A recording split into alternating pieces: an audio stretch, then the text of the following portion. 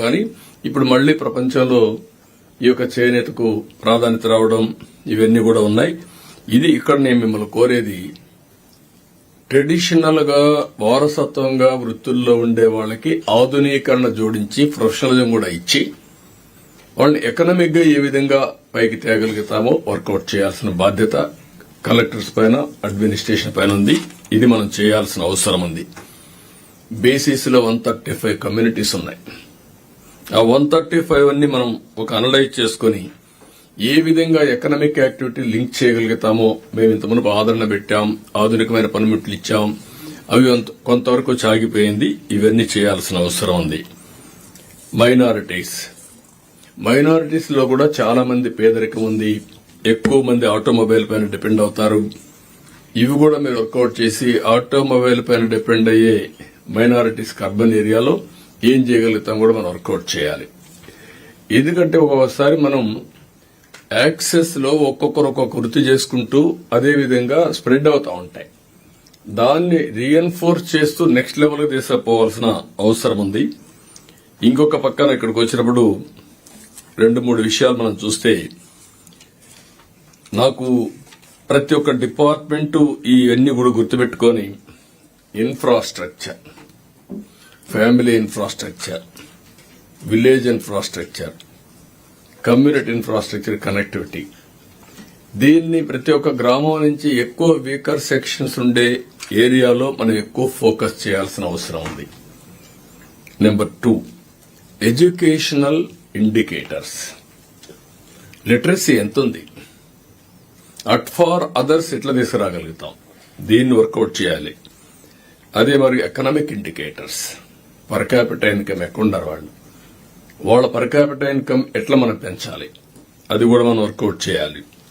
Health indicators కూడా, అది కూడా మీరు ఎక్కడికక్కడ వర్కౌట్ చేసి హెల్త్ ఇండికేటర్లు ఎంఎంఆర్, ఐఎంఆర్ ఇప్పుడే కొన్ని చూపించారు. దాంట్లో నేను మొన్న చెప్పాను, ఈ దృష్టితో మీరు చూడాలని. వెరీ ఇంట్రెస్టింగ్ ఏంటంటే ట్రైబల్స్ లో మీరు చూస్తే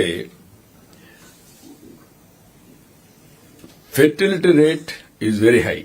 that is a good sign. Andhra Pradesh లో 1.7 fertility rate general overall, that is below replacement level. 0.3 minus. వీళ్ళలో 2.9 ప్లస్, అంటే 0.9% plus.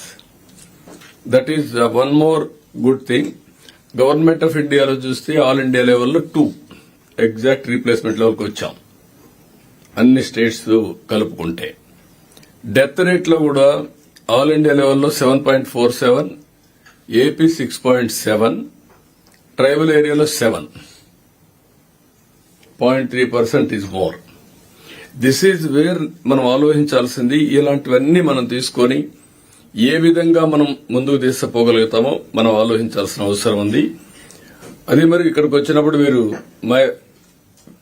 Women and child welfare లో అండర్ వెయిట్ లో తక్కువ ఉన్నాం, స్టంటింగ్ లో ప్రాబ్లం ఉంది, వేస్టింగ్ కూడా ఇది ఉంది.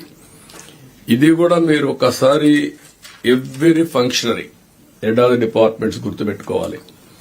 క్లియర్ కట్ ఇండికేటర్స్ పెట్టుకొని మనం ఖర్చు పెట్టేటప్పుడు ఇంకా ఏదైనా ఉంటే కరెక్ట్ మెజర్స్ చేసి ప్రాసెస్ కరెక్ట్ గా ఎగ్జిక్యూట్ చేసి ఇన్పుట్స్ పెడుతున్నాం. How we are going to do proper process and bring accountability.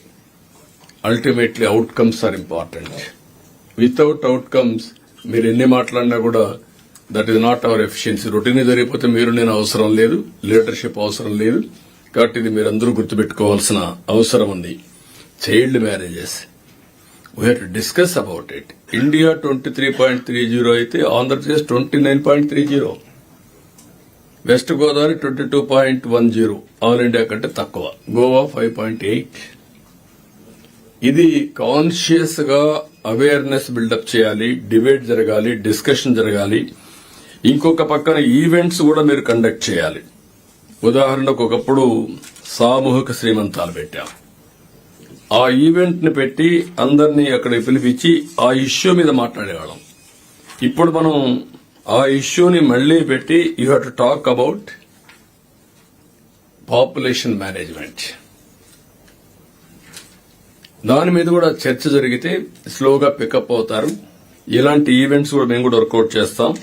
అలాంటివన్నీ పెట్టి ఒక క్యాంపెయిన్ మూడ్ లో ప్రజా చైతన్యం తీసుకొస్తే చాలా వరకు సమస్యలు పరిష్కారం అయ్యే అవకాశం ఉంటుంది.